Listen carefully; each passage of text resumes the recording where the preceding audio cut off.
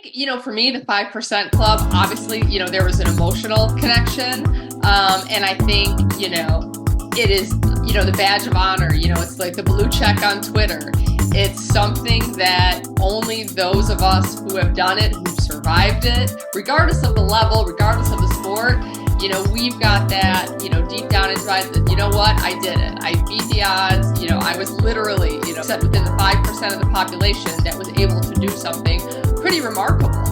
And then I think too, seeing, people from across the country and ultimately eventually probably across the world that, are using the talents, the skills, the lessons within sport to now do these amazing things. And so many of us are working within athletics now and being able to give those same lessons on.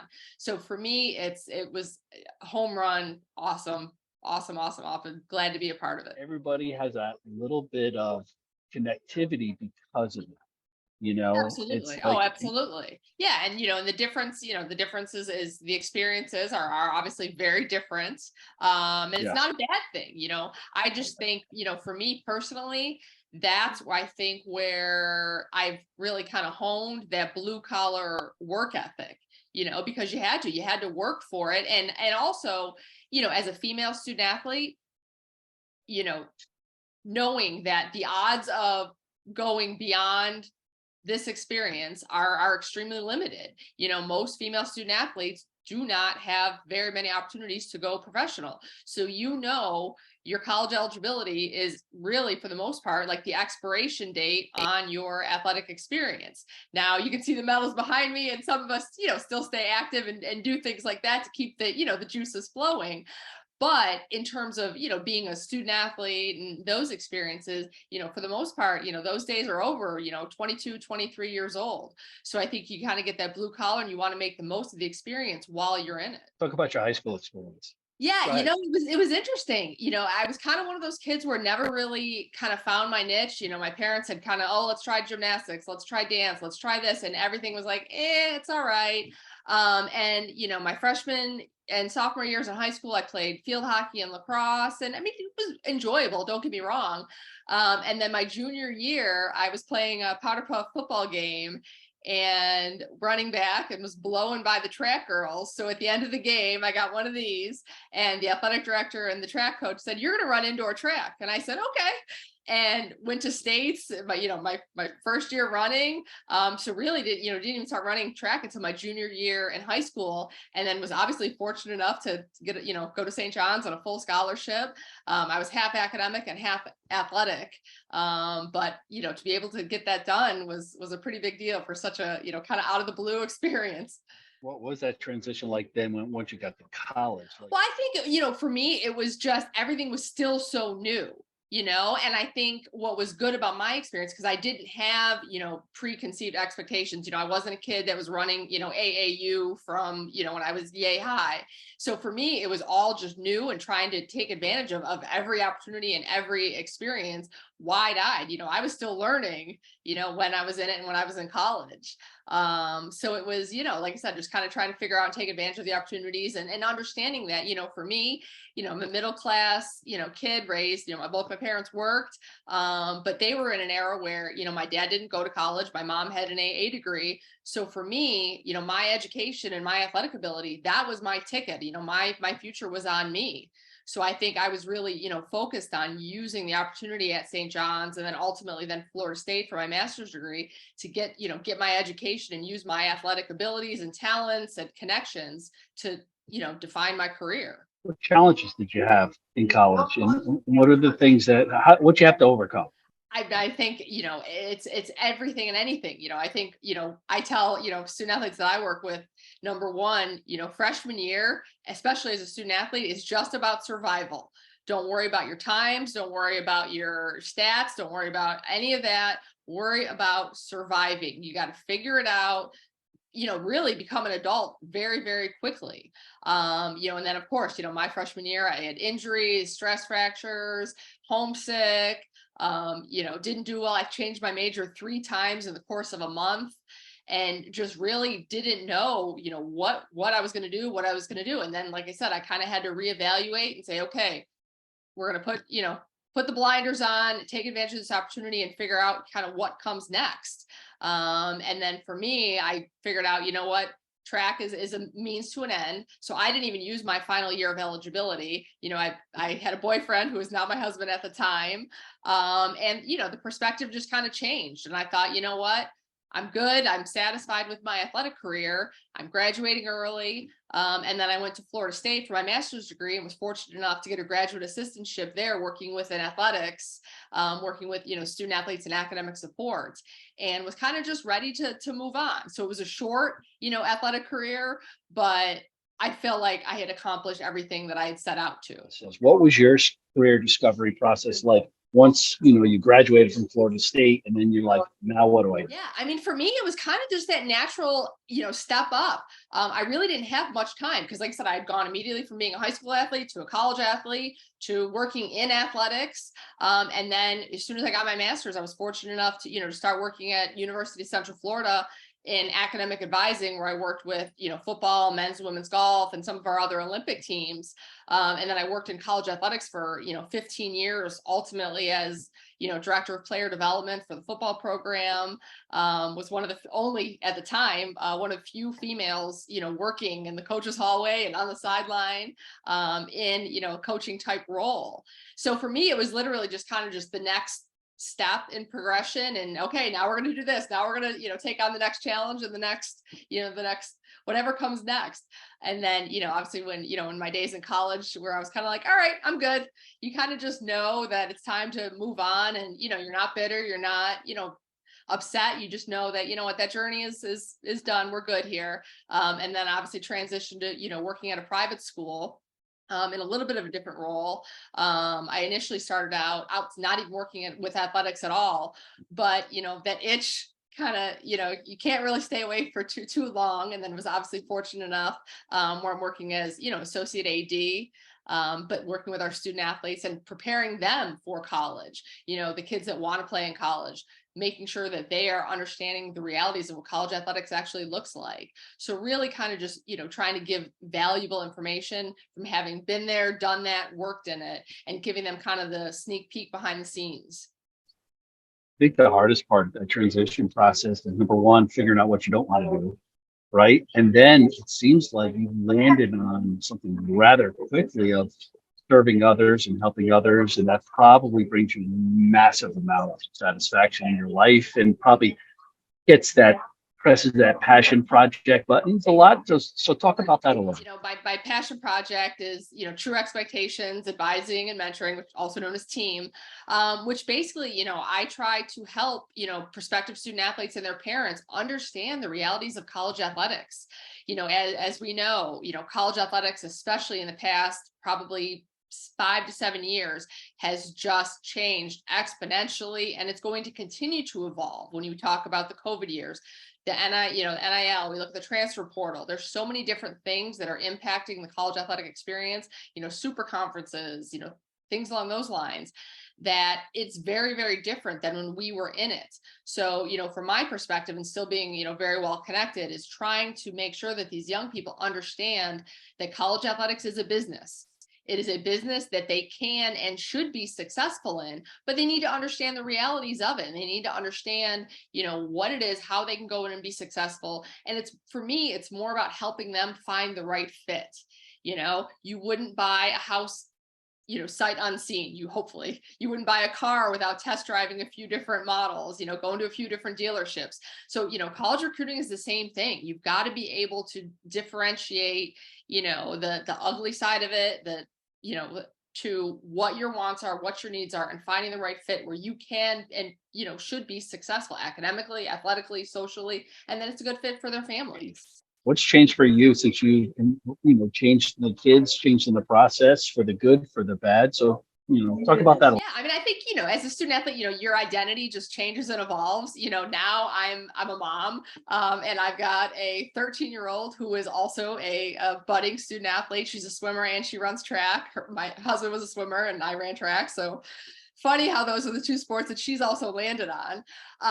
But, you know, your perspective changes. So it's, you know, trying to coach her, not coach, but guide her, you know, through what this looks like, being competitive, watching her evolve and having her own identity as a student athlete, that's obviously, been full of its challenges. But I also think, because my husband and I have been there, because we've done it, we see her experiences through a very different lens than some of the other parents that, you're on the sidelines or the pool deck with, that are maybe living a little bit vicariously through their kids, or have unrealistic expectations about what college athletics looks like.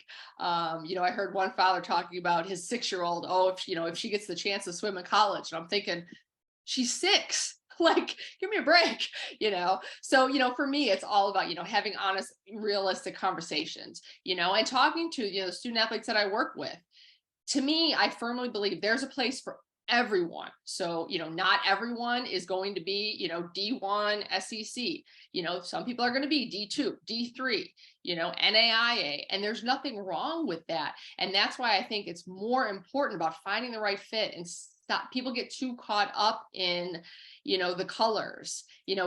Obviously, I've lived in the state of Florida for a very long time, and this is not a knock on either school, but what I have found, very different than the Northeast, but like in the South, most kids in the state of Florida grow up wearing either orange and blue or garnet and gold. And there's a little bit of sprinkling of a couple other colors in there. But, my example to the kids is, that doesn't mean, just because you are a, Florida fan, that doesn't necessarily mean that every single student athlete or student is meant to go to University of Florida and, play sports. There's other places, that we can look at. It's more about finding the right fit, and taking the time. And also, looking to say, if you're a huge Florida fan, that's awesome. Maybe you don't have the opportunity to swim there or run track there or play basketball there, but let's look at another school. And then maybe after you finish your eligibility, go to UF and get your master's degree or your doctorate degree from there. So there's ways to accomplish the goals. So I think a lot of these conversations that I try to have is just being honest and saying, let's have a realistic expectation of what college athletics looks like. What is a good fit for you? Talk about, what you share with parents and these high school students, all about the myth of scholarships, and how being in higher ed, how we look at scholarship, that it's really just another form of rebate and a discount, just like you're buying a car in a lot of ways. So you talk about how you manage your expectations. Yeah, I think it's important for parents and student athletes to understand, not everyone is going to be on a full scholarship. That's the reality. I try to talk to them about, looking at the statistics, looking at the numbers. There are only a select few number of head count sports. And even within that, when we look at the number of roster spots on those specific teams, the odds of getting a full D1 scholarship, are very, very limited. So it's a matter to say, look, what is the best fit? Where can we find, do we have academic money? Yes. Okay. Well, then let's look and see, can we kind of make this work and find the most, inexpensive, cost-effective way to get your undergraduate degree done. And then I also, encourage these families, if they're a strong student, they should be looking in the recruiting process, and as they're evaluating schools, not only where can they get that undergraduate degree done as quickly and as inexpensively as possible, but can they be a graduate transfer? Can they graduate early and start a master's degree and get that paid for? I mean, those are the life lessons that these kids need to be taking advantage of.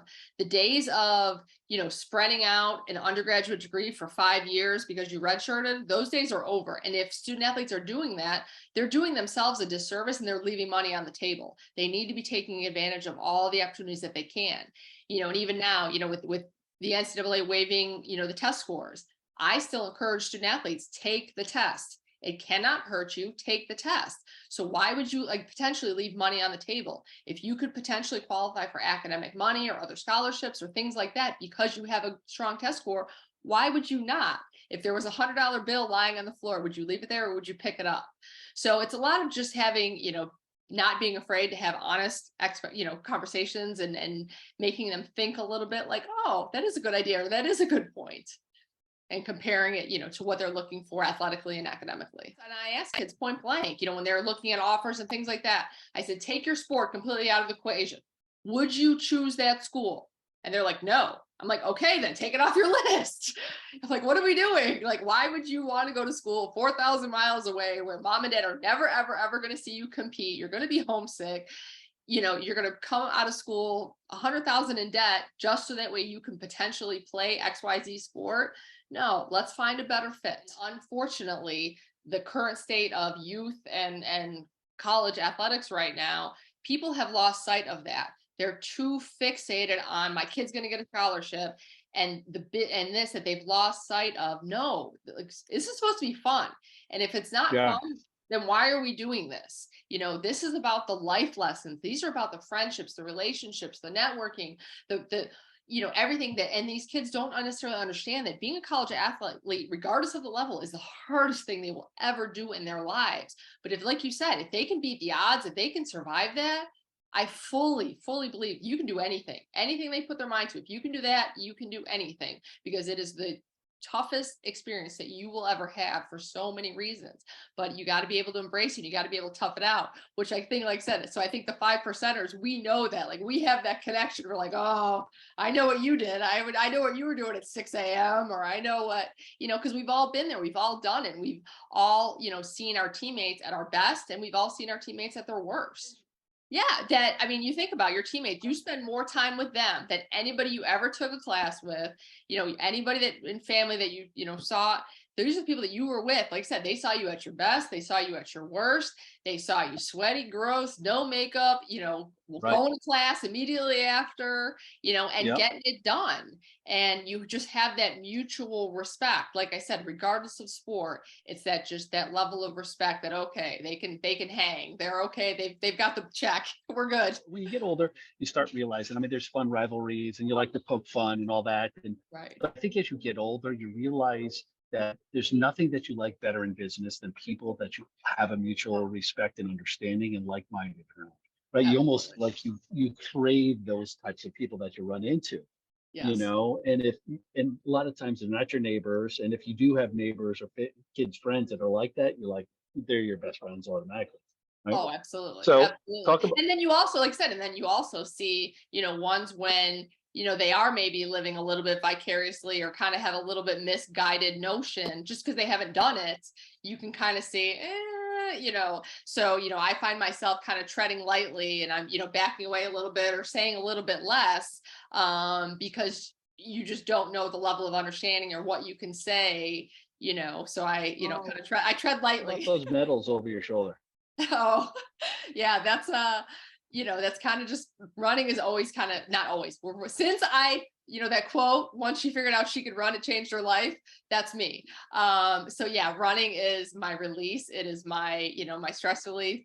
It has just kind of been my thing that, whether I've had a good day, a bad day, I need to get my run in. I run off the crazy of the day. And for me, it's important to keep, obviously for all the health benefits and all of that, but also, it's the only time of day where I'm not a mom, I'm not an employee, I'm not a wife, I'm not, anybody's anything. It is me. It is Kristy, and those are my miles, good, bad, fast, slow, they are my miles and I work hard for them. So I'm proud of those medals, so I haven't gotten as many recently because I've just been, hitting up the treadmill and it's hotter than hot in Florida. But that's something that I still try to make sure that I get my workout in almost every A day. little bit in your life. Maybe a dream that died that you know at some point I'm going back to that dream. Yeah, What was it for you? I think for me, dreams, I kind of, especially kind of being young and when I was in athletics and college athletics, I thought, oh, I'm going to be a director, I'm going to be this, or I'm going to and not to say that I set it short or anything like that, but when you become a parent, your priorities change, and then I kind of realized, college athletics, because I mean, people ask me all the time, why aren't you still in college athletics? People that don't work in college athletics don't understand. It's the same thing. If you haven't been there, you don't get it.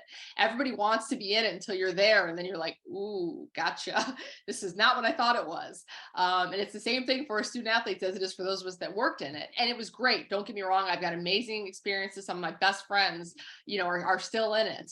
But it's one of those things where I felt again, like, my time was done. I had had enough. I don't miss the 24/7, the, just overall disruption, rescheduling Christmas for a bowl game, those things. So, obviously, I had, bigger aspirations and, oh, maybe I'll be this, or I'll run my own department, or, go to a big SEC school or things like, like that. But then, being a mom and being, raising a student athlete, that kind of won. And, for me, choosing to work, in a high school where I've got the same schedule, same work schedule as my daughter, where I can also still get my runs in the afternoons, drive my daughter to practice. Those things have become more important, which is also why, why I started True Expectations and my passion project, to still, be able to make a difference. Because I figure if I can't, be in it at a college setting, making the day-to-day, at least True Expectations, opportunities like this, conversations, sharing my experiences, sharing my messages, and helping a few people have a better opportunity and a better experience at the next level, then I've done good. That's the goal at this point. This is your opportunity to give your Hall of Fame life speech. Up to this point, you still got a long ways to go, but up to this point in your career, in your life, and it goes fast, as you know. I mean, it probably seems like yesterday you had your 13-year-old, right? So who are those people along the way that have helped you? When I think back of the people that have helped, I mean, there's always been, very specific people, along my way. Obviously, my high school track coach was, the first one that I thank, because he literally found me, and changed the whole trajectory of my life.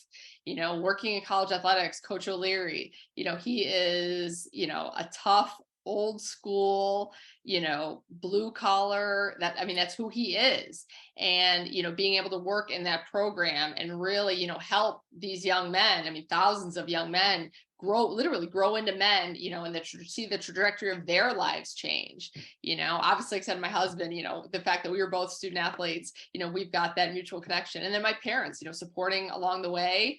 And then now, like I said, being able to kind of build True Expectations and work in my current role and raise a student athlete. It's kind of all come full circle a little bit. How do people get a hold of you? People are, interested, if there's, anything that I can do to help along the way, whether you're a prospective student athlete, their families, or people just, I've mentored many, rising athletics professionals, people that just want to, talk. They can reach me at Kristy at trueexpectations.com. And then also, trueexpectations.com is also, I've got the links for all my social media sites, LinkedIn, and then can reach out, and I'd love to chat. Love talking about sports and, mutual connections and how we can help this next generation. Kristy is not only the founder of True Expectations, but a founding member of the 5% Club. And we got so lucky to have you. And I love sharing your story because you are a savage. That's Kristy. I'm Rob. You're watching 5% Club. Take care.